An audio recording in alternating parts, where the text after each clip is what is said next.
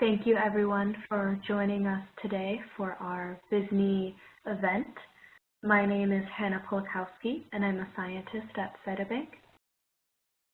Before introducing our guest speaker, Dr. Annabelle Kina, I'm going to provide a brief background on what is viSNE and what viSNE looks like in Cytobank.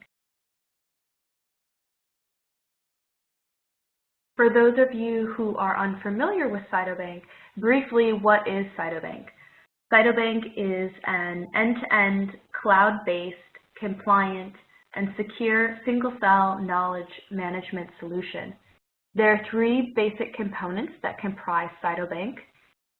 As part of our cloud-based software, we have high-dimensional analysis tools such as Citrus, SPADE, and of course the topic of today's discussion, viSNE, as well as structured content management pieces, including inbox searching and collaboration tools.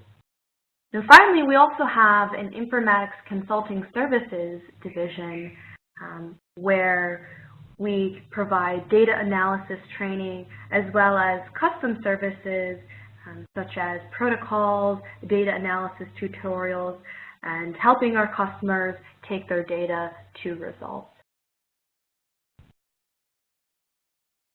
Where did viSNE come from? In 2008, Lorenz von der Motten and Jeffrey Hinton published a paper called Visualizing Data Using T-SNE, or T-Distributed Stochastic Neighbor Embedding. In this paper, they described how T-SNE was an algorithm for reducing dimensions and visualizing data. However, it wasn't until 2013 where this tool, T-SNE, was described in the context of cytometry data. Elad, David, Amir, and colleagues essentially rebranded the T-SNE algorithm and reformatted it, calling it viSNE, and described how to use this tool to obtain information from your cytometry data. What is viSNE? viSNE is a dimensionality reduction tool that provides a visual representation of the similarity relationship among cells. Essentially, high parameter data are reduced into an easily understandable two-dimensional map. On these viSNE maps, each dot represents a single cell, and cells that are close together on the viSNE map are more similar to one another across the dimensions that were used to generate the viSNE analysis. There are several features in Cytobank that can be used to understand your viSNE analysis and results from these analyses. One feature is color by channel. This is a helpful tool to get a single cell expression of measured parameters. And this tool is also helpful to get an idea of what the different measured parameters looks like at a single cell level, and then using this to isolate cell populations of interest, such as in this case drawing a gate around the CD4 positive cell population. Another helpful feature is color by sample. So here the samples are from the same subject, however each sample has undergone a different perturbation. So the blue indicates a basal condition. Orange is the sample that has undergone B-cell receptor stimulation. Green has undergone interleukin-7 stimulation. And here you can see that all of these samples are overlapping one another and that there really isn't heterogeneity in the types of immune populations that are present. However, you can imagine if you had generated a viSNE analysis using different subjects that you may see the presence or disappearance of certain cell populations in a given subject. As well as there's also the possibility if you had run a viSNE analysis with a subject where one of the conditions was a longer-term stim where you expected that to change the phenotype of that sample, you could also use this tool to start seeing and visualizing some of these changes. Another helpful feature is color by density, and this is a great feature for highlighting the abundance of different cell populations in your viSNE analysis. So all of these features can be used together to understand your viSNE analysis.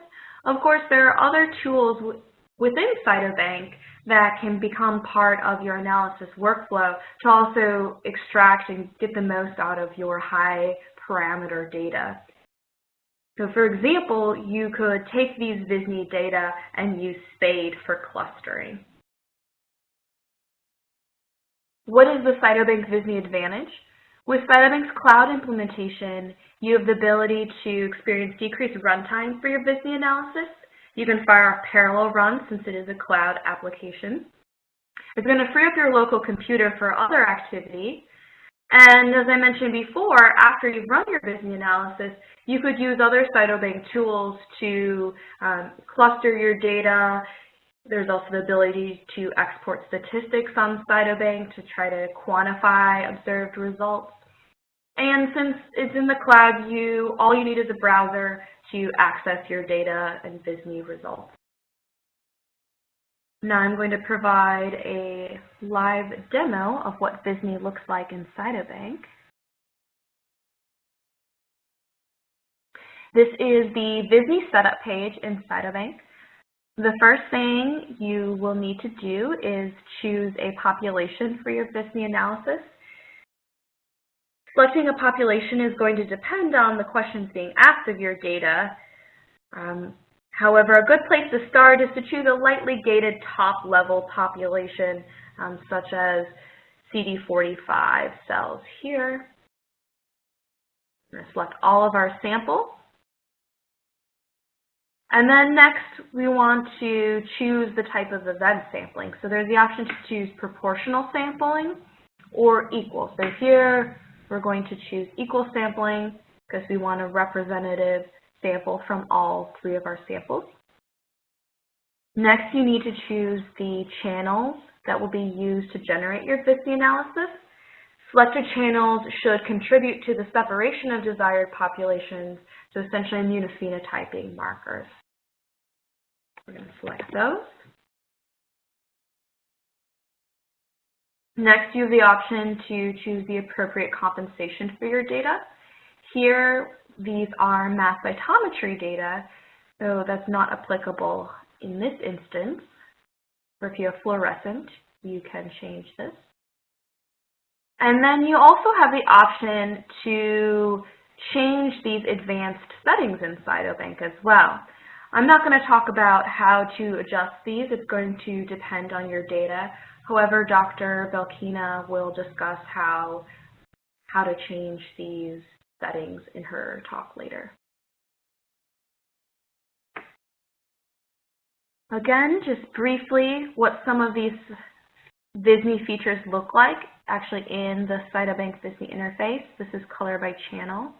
See all the different channels measured. You can also color by population. So here, these are different gated populations, and you can see where they fall in the viSNE map. Your B cells are in purple, CD4 T cells in green. You also have the option to color by sample.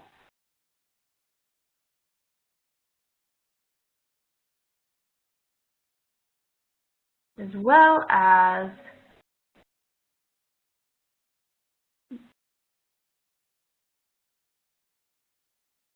as color by density. And that's what that looks like here. And if you have any questions on how to adjust your viSNE analysis after today's webinar, I recommend checking out support.cytobank.org. You can search for articles depending on your question, so how to run viSNE analysis, for example. You can also navigate to our articles on viSNE here and select the appropriate article. Another helpful resource is this recent blog post by guest blog post by Tyler Burns, a PhD candidate in Dr. Gary Nolan's lab at Stanford. And he describes how to fine-tune your viSNE analysis to optimize results and information from these viSNE analyses. And finally, as I mentioned very briefly, we have Cytobank services and training. So we have training on how to use these data analysis tools, as well as custom services, service projects. And so if you're interested in that, please check that out and contact us through our contact portal on the website. With that, thank you very much for your attention. I'd now like to introduce our guest speaker today, Dr. Anna Belkina. Dr. Belkina is joining us from Boston University, where she spends her time managing a large core flow cytometry facility, as well as investigating mechanisms of chronic inflammation in various disease settings.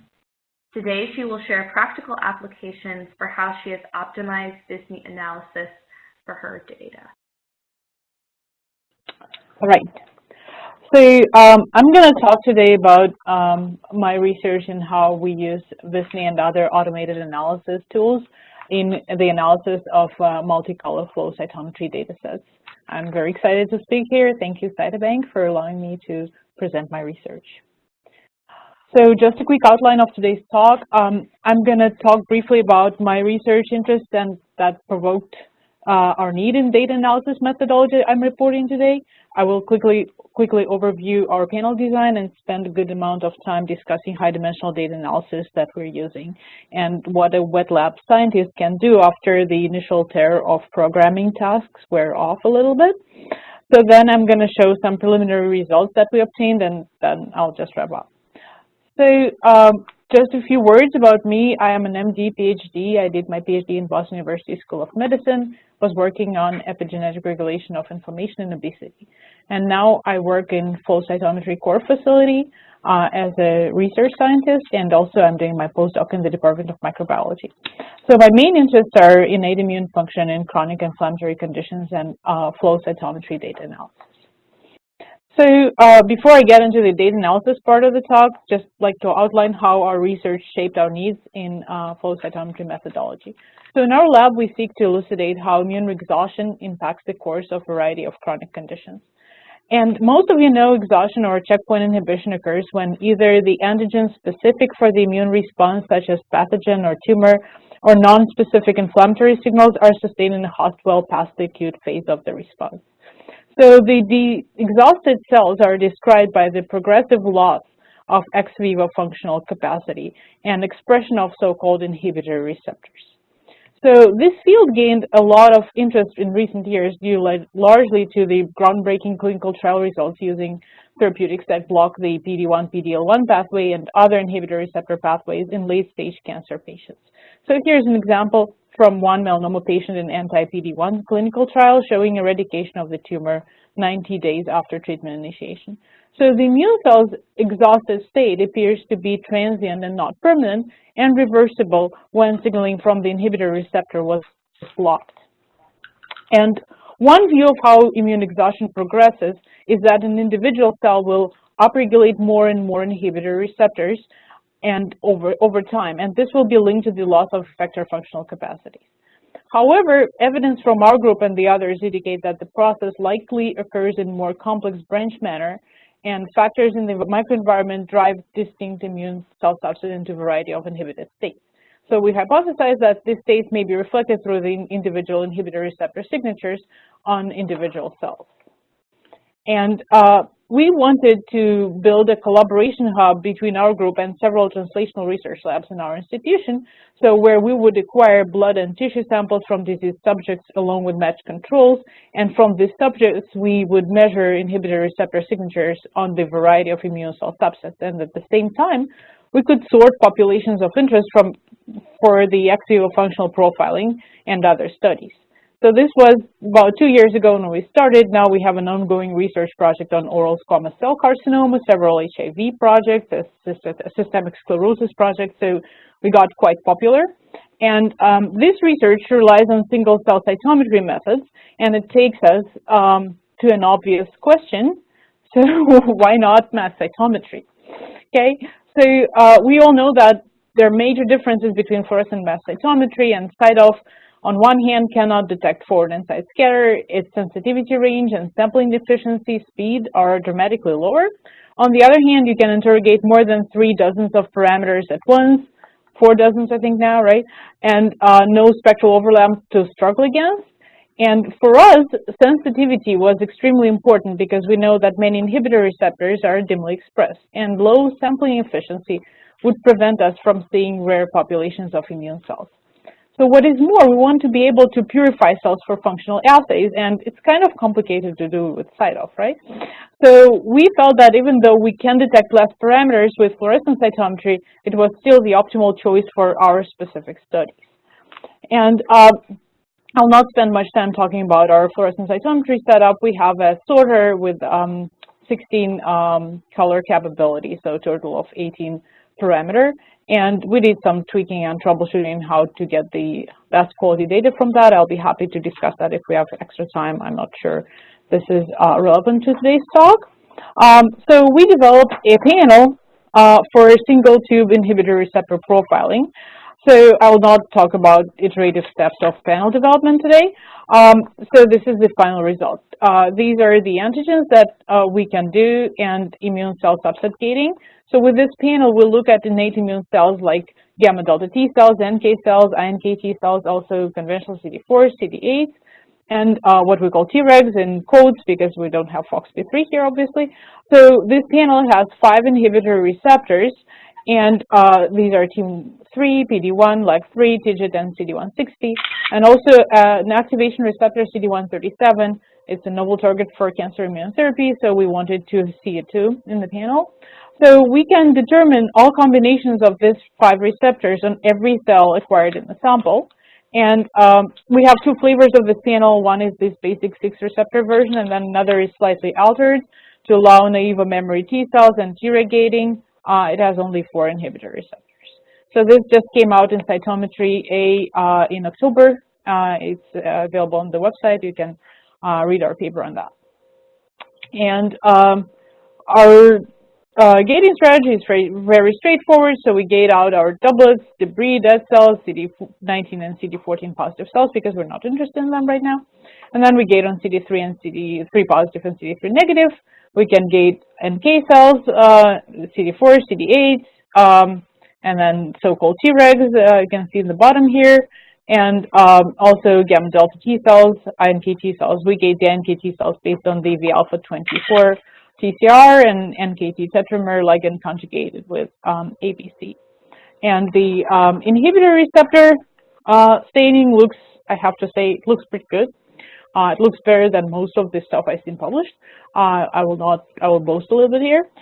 So we get very good resolution, and this is from non-stimulated sample from an individual with unusually high expression of the receptor, so that's why we picked it to show up. So anyway, we had this tool, and now we could proceed to our characterization steps. So as most people know in this audience, I guess, if you have 16 parameter data set, altogether, you have 120 combinations of all markers of interest from each sample we run, and that would be quite hard to package in conventional manual analysis. So this is Sean Bennell style demonstration to scare you enough. So we got into this splendid world of automated analysis, and we found that we have too much information or our tools are too limited. Now, the problem of too much information has been well known to mass cytometry users since the beginning of that technology, but it remained kind of exotic to flow cytometry users. However, that's mostly because the polychromatic panels with large numbers of fluorochromes were not accessible to the majority of users. This is rapidly changing. So in 2014, you had to work in very few specific, very special labs with instruments that were basically prototypes. or you had to be President Obama to visit my Mario Roeder's lab and see this 30-color LSR2. So in 2016, you just go and buy a machine that can do 20 plus colors, like a Yeti or X30, or I guess a bunch of you already have the X50, the new machine from BD that can do technically up to 50 parameters. So this means that we will see many users facing this problem of extra information in flow cytometry field, and we need to provide some tools for them, okay? Even if our current president is not interested in flow cytometry as much, we still need to do something. So anyone can get a large data set now. And the question is what we're going to do with it and how we're going to tackle it, okay? If we have a high parameter, high dimension data set, what we want to do is to extract the message from it and to find what's special about it. So our eye and mind is constantly looking for that message and in any given set of information points, but there's a limitation to our perception and to the way we can present this message. So we need to reduce the dimensionality down to 3 and actually better 2 dimensions for a human eye to flatten it in order to make it comprehensible. So our first goal is visualization of high dimensional data in 2-dimensional space that would preserve the structure of the data. So then we can search with our own eye for the message. And that's what we do when we do manual gating on bivariate cytometry plots. So this process is intrinsically biased and provides sufficiently good results in many cases, but not in all of them. And we could skip that and go directly to the machine unbiased analysis. However, it's often the case that a preliminary dimensionality reduction step is beneficial for data analysis results, allowing more clear signal extraction. So what we do when we do the dimension reduction, we arrange the data points in 2D space so that nearby points model measurements that were similar in high dimensional space. The trick is to find a good way to do it. So today I'm going to talk first about how one of the most efficient dimensionality reduction and visualization algorithms that's available now, the viSNE or viSNE in Cytobank, and also talk about another algorithm, SPADE, that identifies cell clusters in high dimensional data sets. So viSNE was developed by people completely unrelated to bioinformatics back in 2008, and it gained huge popularity, was adopted for site-of data analysis by Dana Pear's lab under the name of viSNE. So viSNE algorithm builds a map of high-dimensional space objects in 2D space by measuring pairwise distances between data points, and then moving points around to find the best position for them on the 2D map, so that similar events appear close on the map. So this animation was created by Cytobank team, specifically Chris Ciclarella, and demonstrates how we build step-by-step a viSNE map. Okay, so here's our nice map, and let's go to some examples. So let me show you some real data from my flow cytometry data sets. So this is a viSNE map of our 16-color data set of healthy donor PBMCs that we stimulated with CD3, CD28 antibodies. So we can utilize the color to represent the median intensity of marker expression, and that will show that similar cells form an island on the map. So here is, for example, islands for CD3 expression, and CD3 positive cells would be either CD4 or CD8, and then there are some CD3 negative CD16 positive cells, and these would be NK cells probably. So viSNE dimensions act like any other parameters in the FCS file, and they're just added to the file as extra linear channels. Now, viSNE allows us to build a consensus map for several samples within one data set. So this is the unstimulated sample along with stimulated sample that we saw before. So in viSNE space channels, like in other channels, we can gate on populations, and here we gate on CD8 populations that formed 2 neighboring regions on the map. However, only one of them is present in the unstimulated sample here. if we reveal CD25 expression on the map, we will find that the population that appears on both STIM and non-STIM conditions is CD25 negative, and CD25 is the activation marker. And the CD8 positive population that emerged in the stimulated samples in this empty space is CD25 positive here. So this all makes biological sense. CD25 is one of the markers of T cell activation. There are several implementations that of viSNE available, tSNE algorithm available for the users. Now, I listed them here in very biased order. So since I'm talking about my journey in the automated analysis, I would have to confess that for a long time I tried to stay away from, let's say, coding. So I'm spread quite thin between my immunological research and my flow cytometry core responsibilities. And in this talk, I want to emphasize that these analyses are now accessible to people who don't have bioinformatics background and who cannot develop their own tools or even troubleshoot existing tools and have to rely on the marketed solutions that are available. There is a huge need for these tools, and it's slowly but being satisfied. I think it's really great. So the first tool that I use primarily and most extensively is Cytobank, obviously. So it's a cloud-based platform for data analysis. I'm not paid by Cytobank, by the way. So I have great collaboration with Cytobank team. So since I was one of the first flow cytometry users interested in their automated analysis tools, they created a sandbox cloud for me to work on algorithm optimization, and now you have access to the same mechanism, same tool set, because it's rolled out for everybody's use. Flojo has released a version that includes tSNE, does not require any special R installation recently. I gave it a try. It works as described, but however, with bigger data sets, I have experienced multiple memory leaks. So my tSNE analysis basically acts like cancer, consuming all free memory. So the good thing about it is that most of people in the field already have Flojo licenses.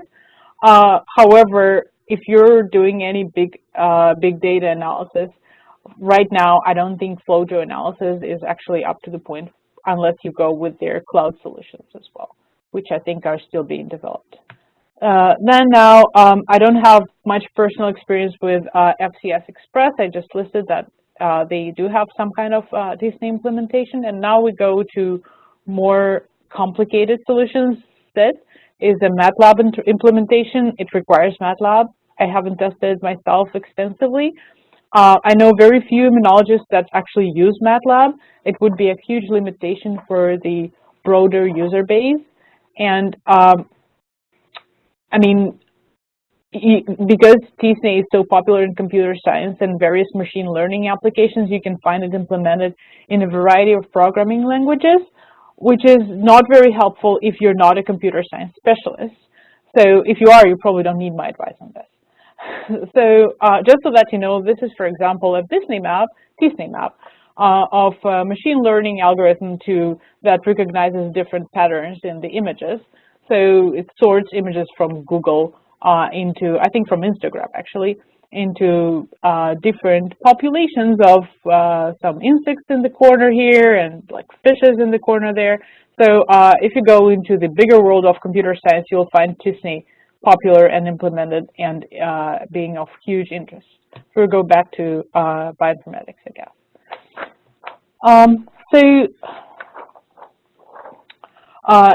Initially, I was expecting that I would need some optimization of a mass cytometry tool for flow cytometry data analysis, but once I sorted out all these small technical issues, the nature of the data doesn't cause any trouble, really. So it's the amount of data that causes problems, and this is the story that I'm going to share in the next slide. So tSNE or viSNE works best for small data sets, and the more events you include into your run, the more calculations are required to perform the mapping, since the algorithm is measuring pairwise distances.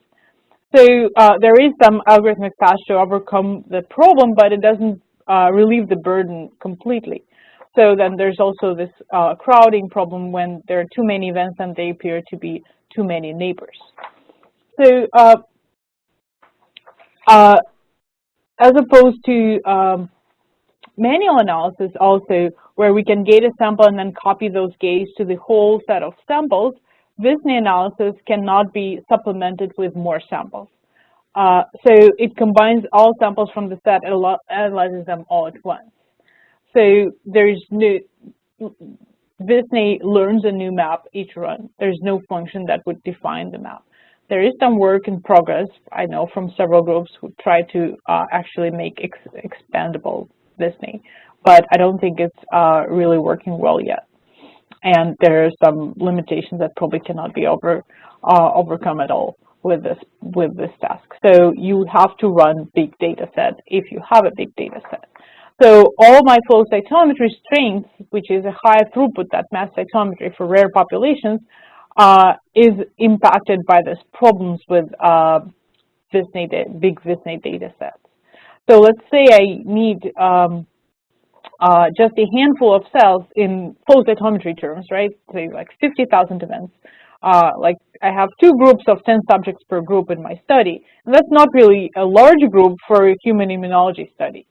So we already would have 1 million events per run, and if we have 200,000 cells per sample, it will be 4 million. And I mean, you know, like people asking, is 10,000 events enough for my experiment? And you always say no. So it is true, it's always no. So this is a well-known calculation of how many events one needs to acquire to observe a population. I mean, I've seen this table copy-pasted in various publications starting in like 1990-something. So if you're not very obsessive with confidence, like you're happy with 5% of CV, for a reasonably small 1% population, we need to record at least 40,000 events. So here you go. If you have a good N in your study, you really quickly hit a 2 million barrier. So there's no special arrangement here for even if you got like a $1 million mass cytometer, you still need to record that many events if you're looking for rare populations. So when we plugged our first data set into viSNE, it went very well with smaller samples and with single samples. Once we started to increase the event load, we found this puzzling artifact. And with number of cells in the data set increasing, we saw a complete loss of resolution in our viSNE maps.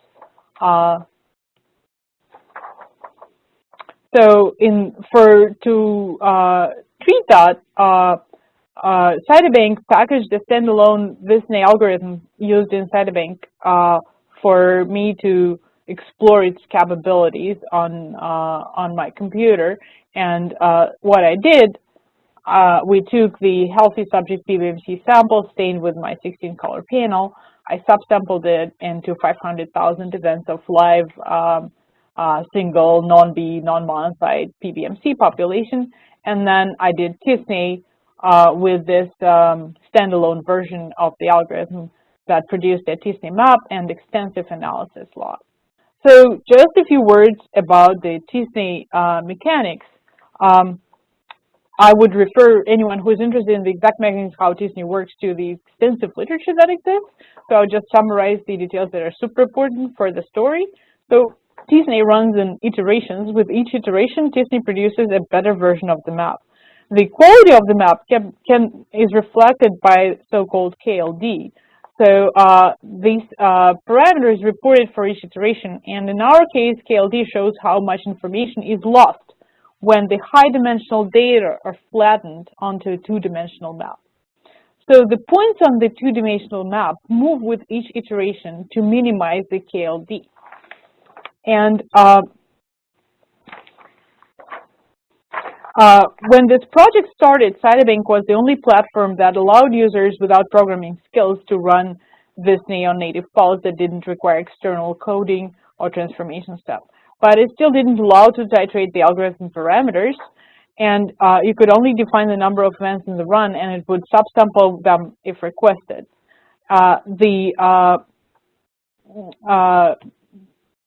The special Cytobank package that was prepared for me allowed to change the parameters for the viSNE map, but now it's available in Premium and Enterprise Cytobank, so you all can play with it. I think it's been rolled out several months ago, and there was a separate webinar on how to use it best. So going back to my workflow, I was able to get the intermediate snapshots of the viSNE maps, taking every certain number of iterations, and I was taking the KLD measurement and recorded computational time required for the task. So obviously I did the standard thing. I used lineage markers in my panel to define the viSNE map, and I expected to see all major populations of immune cells on this map, so that are listed over here on the slide and that we discussed previously. So my question is, basically, here's the problem. Why the map looks so bad? We tried to change several things, immediately found that increasing the iteration number helps. So we thought that if the KLD is reduced, we just need more iterations to reduce it low enough and to get a better map. The second question was how we can measure the bedness of the map. So if there's an unbiased way to measure the map, poor or high quality, other than just our naked eye saying like this doesn't look right or this looks right. So KLD is a good measurement to that. And the literature was saying that yes, this is what you want to use to do it. So let me show you, oops, yeah, okay. So let me show you, this is how a relatively good map looks. Here's a dot plot and a counter plot of the same viSNE run. I will show counter plots on the next few slides because they show the population overlaps better. So the populations are labeled here in color and overlaid to avoid the ambiguity. So it's not colored by marker expression, it's colored by population. So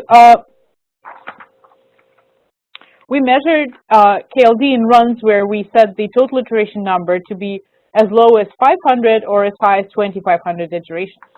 So surprisingly, we found that the KLD measurements in those runs kind of converged. So we got the same value in many runs, whether we aimed for higher or lower target iterations. However, the maps that those runs produced were quite different. So here are the maps all captured at 900 iterations with the KLD around 6.5. And you can note that one would run for another 1,600 iterations for this map, for example, or this one is almost finished. So this is the final product of it. So if we go to the earlier iteration steps, this is around 400 to 600 iteration step with the KLD value a little bit higher. We see the same pattern where the high target iterations are being much more promising, and low target ones are not so good and not promising at all. So we titrated other parameters as well, like perplexity and learning rate and theta, and increased the number of events. So we took the same sample, same subjects, just added more data because our initial data files are quite big, so we can afford that. So only perplexity really makes a difference for the map quality. So all the maps I shown before were perplexity 30. That's the default value in most packages, including the Cytobank. The recommended value is something between 10 to 50. So if we increase perplexity to 100, it helps with the smaller sets, but this effect wears out when there are more events. So if someone tells you, oh, just run everything at perplexity 100, it's not a solution. It's like a temporary patch for some data sets. And there's no plot here because the computation time. These analyses are extremely expensive computationally. And there's on Cytobank website in support section, I think there's a blog about the comparison of computation times with different parameters. So this was done on my standalone version, but it's pretty similar to what was obtained in the cloud version. Just maybe the time is a little bit different. But basically, if you set the perplexity high enough and you have a big data set, your run may never finish at all. So what about mass cytometry? Some people told me that, oh, all the problems you're having is because you have flow data. It's not about viSNE, it's about flow data. So I took a well-known published data set from Sean Bendel's paper in Science 2011 and did the same thing, and I found exactly the same problem. At 500,000 events, it was still okay. When it got to a higher number of events, my maps all became tangled and the resolution dropped tremendously. So having a side-off will not make you immune to this large data set problem. So these are not viSNE data from Sean Bendel's paper. There are no viSNE maps in that paper. This is my stuff. So he didn't publish this crap. I did. Okay. So if we follow how the viSNE map goes, similar to the animation I showed before, so this is a 2500 iteration run. Once we passed like the initial step, this map appears semi-resolved, and it gets just better over time. The 1000 iteration map starts like a mess, and it progresses not so well. The 500 iteration map just never makes it into something really good. So remember that this runs, they look so different, but basically these three have the same KLD value, 7.8. And here's the counterplot for you to see how tangled they are. And these two also have the same KLD value of 6.6. And you can see that the one that's aiming at 2500 iterations is really looking much better and much more promising. So we have the resolution of this red and orange populations pretty good here, and here they're tangled together. So the take-home message here is that KLD is not a reliable measure to assess map quality between different runs. It's useful to track the run's progress within one map. But be aware that if you're aiming for a certain number, you might not get a good map at all. You'll just get a certain number. So the target iteration number is important for the quality of the map, even when it's not reached yet. So right now, my work in progress with Cytobank team is to develop a reliable predictor of optimal viSNE run parameters so that you know from the start which parameters would actually give you a good quality of the map based on what you know about your data set. And I hope this would be resolved quite soon. So to summarize here, the viSNE parameters might be adjusted for bigger event data sets to allow more iterations and longer early exaggeration steps. So this is the first step of the viSNE map development. And the KLD divergence value cannot be used as a reliable predictor of map quality. So you have various viSNE software solutions, and most of them have limited parameter flexibility or suboptimal performance with large data sets. So right now, I'm totally unbiased, but I have to say that Cytobank gives you the best viSNE maps because it both allows you to titrate your parameters and it will not freeze your personal computer like FlowJo if you're running a huge data set. So going back to our high parameter data problem, so we discussed the visualization tool that allows our eyes to see the structure of high-dimensional data, but now our eyes will always look for structure even if it's not there. So that's the definition of biased approach. So what we want is unbiased analysis, especially for finding and assessing populations that are unlike lineage subsets and are not easily defined. So for example, my inhibitor receptor positive cells. So for one of the most known and popular algorithms for finding flow cytometry data structure is SPADE. It was developed for mass cytometry. It's not very well known outside of the bioinformatics field. And with SPADE, I'm not going to go over SPADE because this year will run out of time.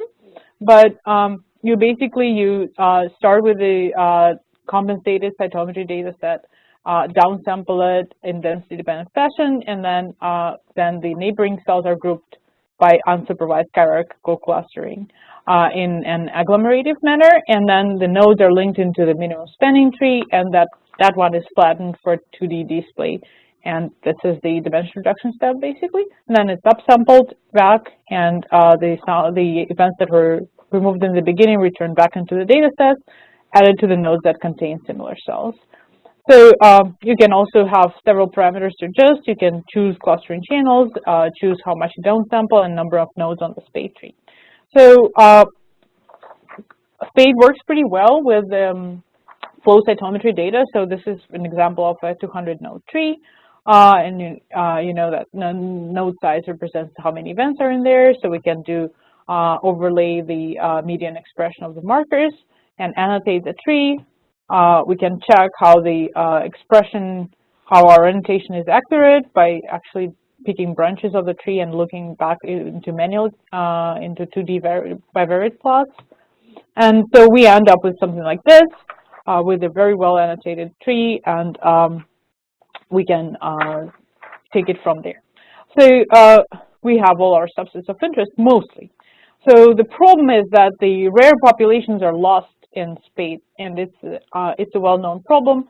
So either they get lost during their downsampling, or the clusters are too small and gets agglomerated with larger clusters. So we were specifically interested in iNKT cells, and they were not clustering in the SPADE. So we decided to combine viSNE with SPADE because, as we discussed, sometimes you need a dimension reduction even for the machine algorithm to pick the signal from the data. So we made this SPADE trees on top of viSNE, two viSNE parameters that we ran with the data set.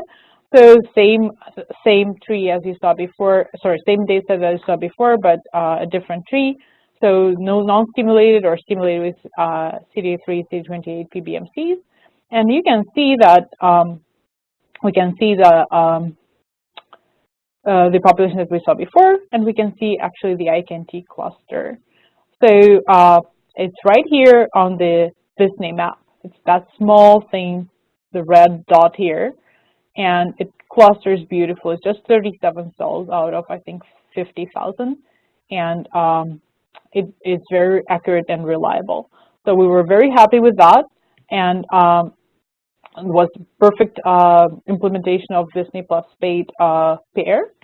So we found that we can look at inhibitor receptor expression over different conditions. So we could see variability in the expression. So our sensitivity range was good enough. So from there, we thought, okay, if these are in vitro conditions that show us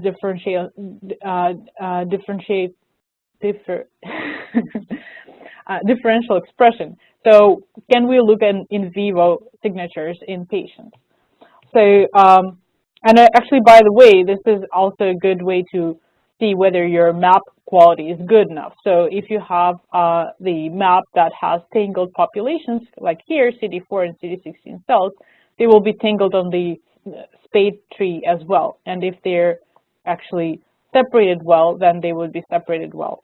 So it's indirect assessment of t-SNE map quality. SPADE allows you to do that too. So what we did, my workflow is we took our PBMC sample stained with the 16-color panel, then we subsample guided by viSNE or SPADE or manual lineage marker analysis. It pretty much produces the same result. We get major immune subsets, and then we do t-SNE on just inhibitor receptor channels. So we get the viSNE maps of inhibitor receptor expression, not on lineage markers, and then we SPADE those maps. So we get SPADE trees of inhibitor receptor expression clusters. And I want to show you how it looks so that we can extract the signatures of inhibitor receptor expression.